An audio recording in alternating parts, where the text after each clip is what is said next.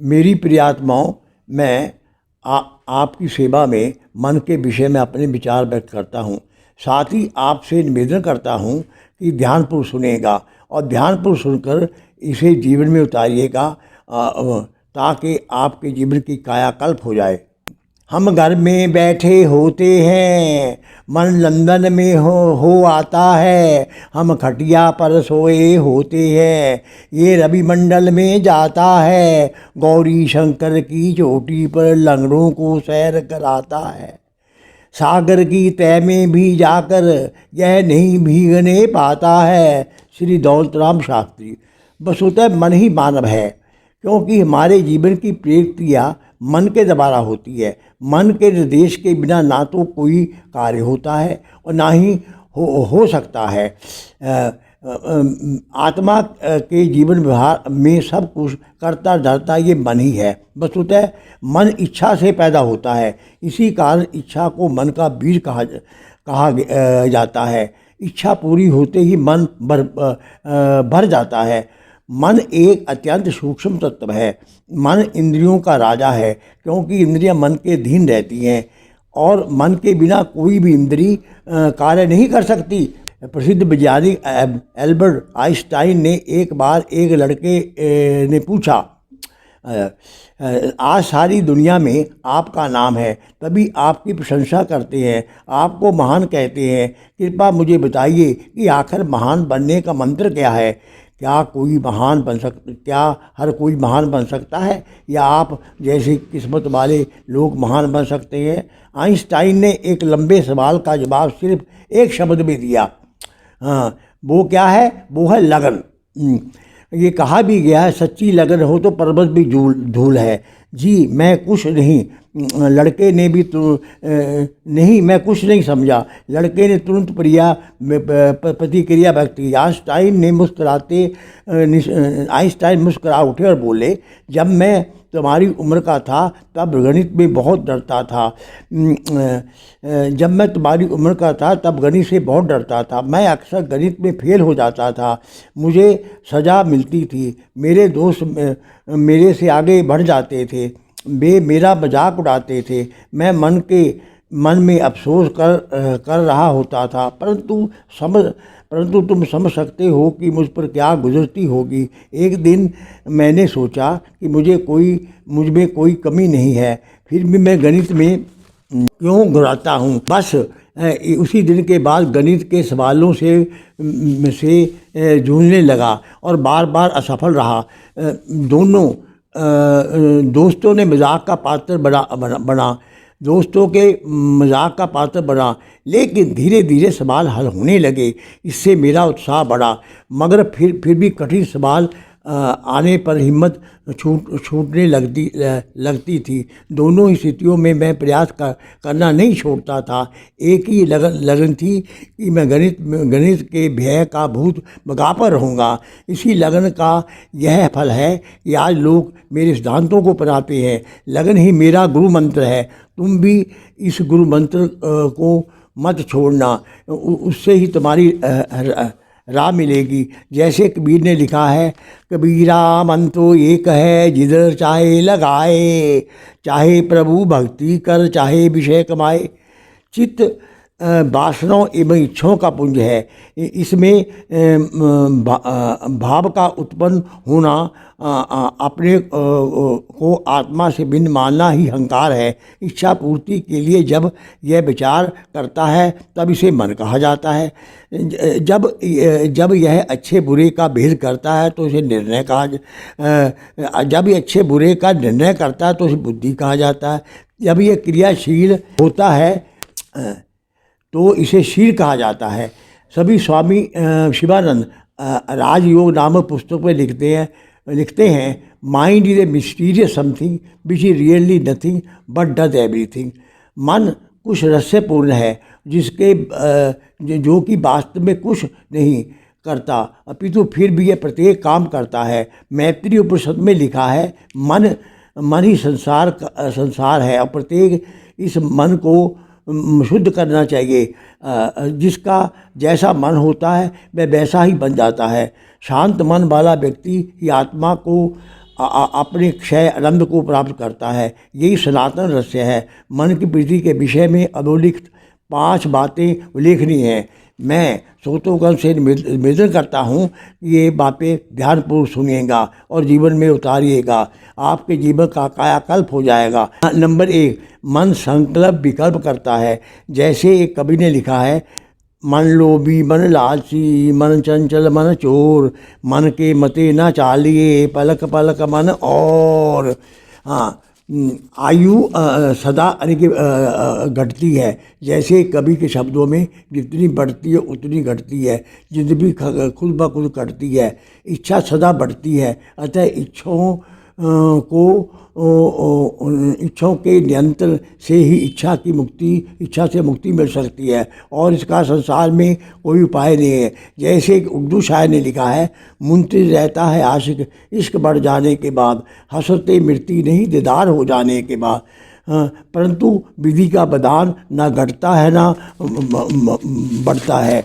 Number 3, मन सतत बिना रुके सांस परिश्वास की भांति दिन रात कार्य करता है। नंबर 4, बिना मन के इंद्रियों को कोई ज्ञान नहीं होता, ना ही कर्म प्रेरणा मिलती है। मन ही चिंतन शक्ति का ओतप्रोत है। नंबर 5, मन एक बार में एक ही कार्य करता है, 2 कभी नहीं कर सकता। जैसे स्वामी शिवानंद अपनी विश्व प्रसिद्ध पुस्तक माइंड एंड मिस्ट्रीज में लिखते हैं, mind can do only one thing at A time, page 18। मन एक बार में एक ही काम कर सकता है। हमारे शरीर में 33 प्रांत हैं, 5 कर्म इंद्रियाँ, हाथ पैर वाणी और मलद्वार मूत्रद्वार, 5 ज्ञान इंद्रियाँ, कान नाक रसना और त्वचा। ये श्रम जीवों के विभाग हैं। प्राणी के 10 विभाग हैं, अर्थात 5 प्राण अपान समान उदान व्यान, 5 उपप्राण, देवदत्त क्रिकल कुकर्म हैं, नाग और धनंजय। इन 20 विभागों के 13 विभाग और हैं। वे हैं मस्तक, पीठ, 2 फेफड़े, हृदय, यकृत, पपीहा, पेट, महाशय, मन और बुद्धि आदि। इन 33 प्रांतों का मुख्याधिकारी मन ही है। यही इन सब से काम लेता है। अतः मन के बस में होने से आत्मा स्वयं बस मन में आ जाती है। अतः मन को शरीर का प्रधानमंत्री, आत्मा को राष्ट्रपति कहा जाता है। कुछ लोग मन से लड़ते हैं और कुछ लोग मन के प्रति समर्पण हो जाते हैं, परंतु मन के साथ ना ही तो लड़िए और ना ही मन के प्रति समर्पण होइए, परंतु मन को परिस्थितियों के अनुसार मोड़िए। आपका जीवन सफल और सार्थक हो जाएगा। तभी मन नियंत्रण में रहेगा। मन में जैसी स्वीकृति होगी उसकी वैसी ही प्रकृति और प्रवृत्ति होगी। जहाँ व्यक्ति का मन होता है वही व्यक्ति होता है। जैसे गिद्ध का शरीर भले ही काश में हो परंतु उसकी दृष्टि पृथ्वी पर होती है, अतः वह पृथ्वी पर होता है। उसी प्रकार चकोर भले ही पृथ्वी पर रहता है परंतु उसकी दृष्टि चंद्रमा पर होती है, अतः वह चंद्रमा पर ही होता है। वस्तुतः तन की शुद्धि जल से होती है और मन की शुद्धि संतोष से होती है। तभी तो कहा जाता है संतोषम परम सुखम। अब प्रश्न उठता है कि संतोष क्या है। इस संसार में सबसे बड़ा सुख संतोष है। अतः भक्त शिरोमणि कबीर लिखते हैं, गोधन गजधन बाजी धन और रतन धन खान, जब आवे संतोष धन सब धन धुरी समान। जीवन निर्वाह के लिए अपेक्षित जो साधन धर्म पूर्वक पुरुषार्थ से प्राप्त हों उसमें प्रसन्न रहने वाला संतोषी होता है। हाँ, भक्त मूलक ने लिखा है, अजगर करे न चाकरी पंछी करे न काम, दास मलूखा कह गए सबके दाता राम। ऐसा सोचकर हाथ पर हाथ धरे बैठने वाला संतोषी नहीं अपितु अक्रमणता होता है, वो आलसी होता है।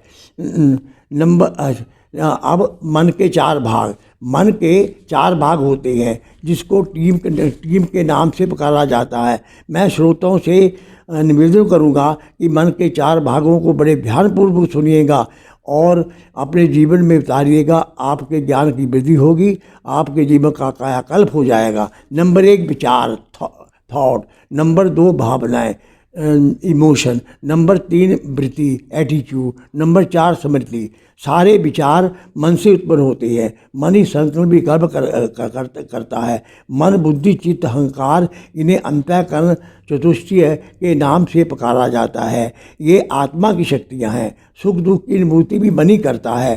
काम क्रोध लोभ मोह अहंकार ये मन की वृत्तियाँ हैं, ना कि आत्मा की। मन का स्थान है। मन कहाँ रहता है लोगों को ही मालूम नहीं है। अब ध्यान से सुनिए, आपके शरीर में मन कहाँ रहता है। अब प्रश्न उठता है कि मन हमारे शरीर में कहाँ रहता है। वस्तुतः मन चंचल होने के कारण शरीर में स्थिर नहीं रहता। इसके विषय में स्वामी शिवानंद अपनी पुस्तक mind it's mystery and control में लिखते हैं, the seat of the mind in deep sleep is in heart, in the dream the seat of mind is neck, and walking state the seat of mind is right eye, page 17। गहन निंद्रा में मन का स्थान हृदय होता है। स्वप्न में मन का स्थान नाक होता है और जागृत अवस्था में मन का दाई आँख होता है। अतः शुद्ध मन सबसे बड़ा तीर्थ है और जिस व्यक्ति ने मन को जीत लिया उसने सारे संसार को जीत लिया। तभी गुरु नानक जी गुरु ग्रंथ साहब में लिखते हैं, मन जीते जग जीत, महला पहला पृष्ठ 6। अब मन की 5 वस्तुओं के बारे में सुनिएगा। मैं श्रोताओं से निवेदन करूंगा इन वस्तुओं को, मन की वस्तुओं को ध्यानपूर्वक सुनिएगा और जीवन में उतारिएगा। इस संसार में जितने भी प्राणी हैं उन सभी के मनों की 5 अवस्थाओं में विभाजित किया जा सकता है। नंबर 1 मूढ़ावस्था। इसमें मन किसी भी कार्य करने का निर्णय नहीं कर सकता। ऐसी अवस्था में मानव मूर्खों की भांति बातें करता है। ऐसे व्यक्ति के लिए वेद का संदेश एवं उपदेश कुछ महत्व नहीं रखते, क्योंकि वह शीलासक्त होता है। इस अवस्था से मन में न किसी ज्ञान का उदय होता है और न ही किसी काम में व्यक्ति की रुचि होती है। यह मन की तामसी अवस्था है। प्रस्तुत अवस्था में त्रिगुण गुणों का तारतम्य इस प्रकार होता है। नंबर 1 सतोगुण 1/2 भाग, नंबर 2 रजोगुण 1 से 1/2 भाग, तमोगुण 3 भाग। इस अवस्था में आलस्य निंद्रा शरीर आदि विक्षेप और भावी और दौर भंड वश्य गुरुत्व प्रसाद आदि उपद्रवों की प्रवृत्ति होती है। ऐसा व्यक्ति मान सर्वरा व्यवचार आदि में डूबा रहना अपनी शान समझता है। नंबर 2 विक्षिप्ता अवस्था। इसमें मन बटा हुआ रहता है। ऐसे व्यक्ति के लिए वेद के आदेश और उपदेश कुछ महत्व नहीं रखते, क्योंकि वह इंद्रियासक्त होता है। ऐसा व्यक्ति समझता है कि दुनिया में केवल उसे ही अकल है और एक मेरे पास है, आदि दुनिया में बटी हुई है। इसमें मन चंचल रहता है, व्यक्ति को इधर उधर विचलित करता है। यह मन की राजसी अवस्था होती है। वैज्ञानिकों के अनुसार मन में एक बार 66,400 विचार आते हैं। इस अवस्था में त्रिगुण गुणों का तारतम्य इस प्रकार होता है। सतोगुण 1/2 भाग, रजोगुण 1 से 1/2 भाग, तमोगुण 1 भाग। विक्षिप्ता नंबर 3 विक्षिप्ता अवस्था। इस अवस्था में मन व्याकुल रहता है। ऐसे व्यक्ति के लिए वेद का क्या प्रयोजन। यथार्थ में इस प्रकार के रोगी के लिए ही मानव शब्द सार्थक है। इस अवस्था में मन राष्ट्रीय और तामसी दोनों दृष्टियों से युक्त होता है और इस अवस्था में त्रिगुण गुणों का तारतम्य इस प्रकार होता है। नंबर 1 सतोगुण 1/2 भाग, रजोगुण 1/2 भाग, तमोगुण 1 भाग। मन के तीनों अवस्थाएं योगपूर्ण हैं।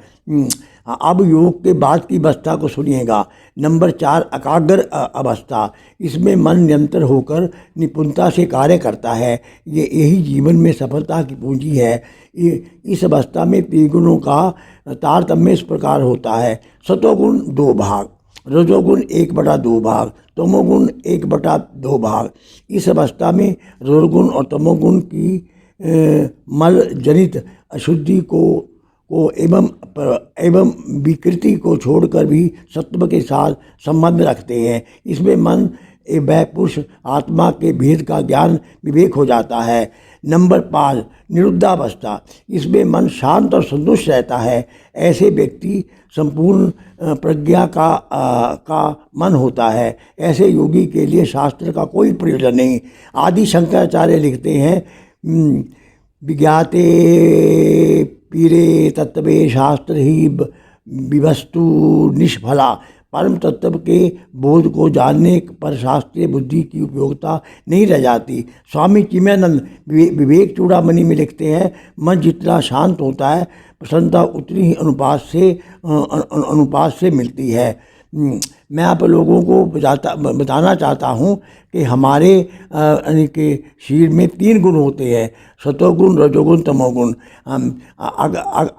यानी जैसे हम देखते हैं यानी कि विभीषण में सतोगुण की प्रधानता थी, राम में बराबर में रजोगुण की प्रधानता थी, और इसके पश्चात कुंभकर्ण में तमोगुण की प्रधानता थी। हर घर में रामायण ही हर शरीर में रामायण घटती है। ये गुण परिस्थितियों के साथ घटते बढ़ते रहते हैं। अतः उपलिखित विवेचन से यह निष्कर्ष से मनचोड़ निकलता है कि मन ही मानव है। अतः इसको ही शरीर का प्रधानमंत्री कहा जाता है। अच्छा, अतः अंग्रेजी के कवि मिल्टन ने सत्य ही लिखा है, to me my mind is kingdom. मन ही मेरे लिए राज्य है। ओम शांति शांति।